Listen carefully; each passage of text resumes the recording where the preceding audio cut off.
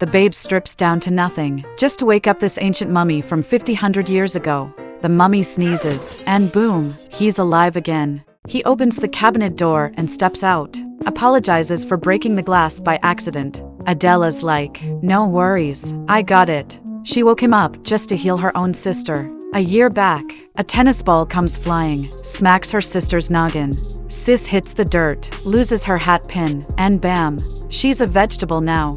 Adela hears about this ancient Egyptian pharaoh's personal doc, who can bring the dead back to life. So she hauls her butt to Egypt, gets locals to help, finds the pharaoh's tomb.